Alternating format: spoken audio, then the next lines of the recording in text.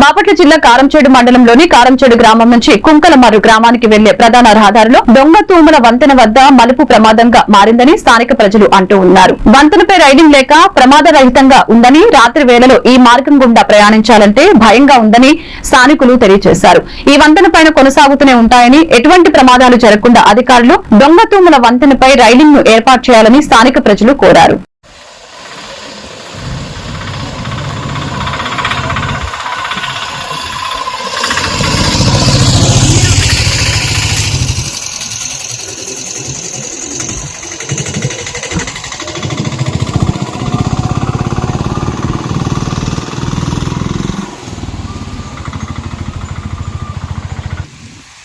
Jai Shri Ram.